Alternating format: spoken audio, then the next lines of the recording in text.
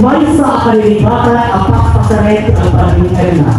In a far-flung community of Santo Domingo, Julio Isabel lived a simple but perfect life. One day, Isabel prayed for Sarmendos, kaya akas may isang asawa, di kabukan na ang kaisapulan di kaya't di makita. Unfortunately, Isabel's cravings were not met, so she requested Julio to have a usual ice cream. With a sensitive taste buds due to her condition, at talaga isang kapulit na naraman. Frustration gnawed at Tyrion's heart as he watched his beloved struggle with her cravings. Exhausted from his restless thoughts, Tyrion finally succumbed to sleep. In his dreams, Tyrion found himself in an unexpected scenario. He was pregnant. He gained a newfound understanding of Isabel's journey.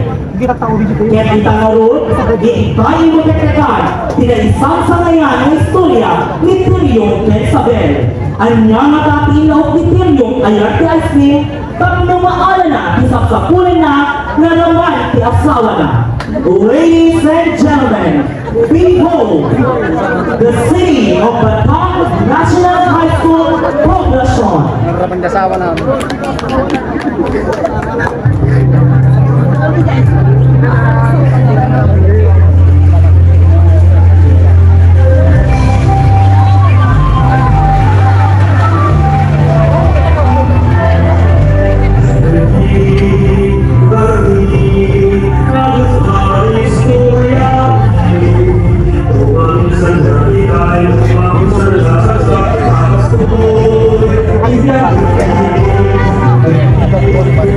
Good.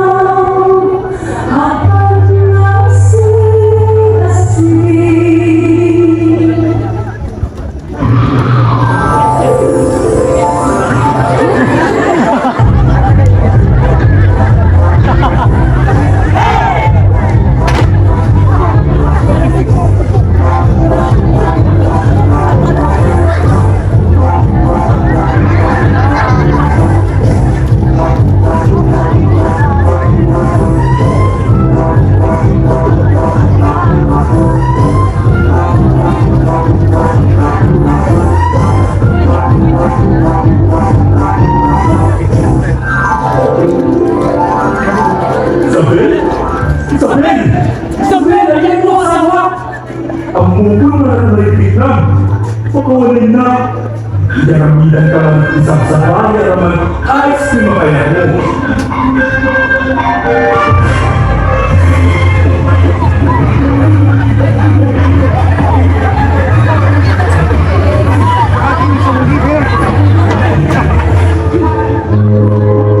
Sa recipe ni Shoni.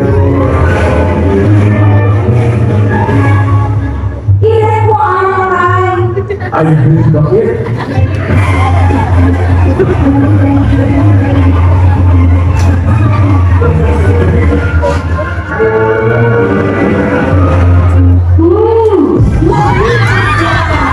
Madiwas din karabasa ice cream. Tayo ka man din, hindi sa labas.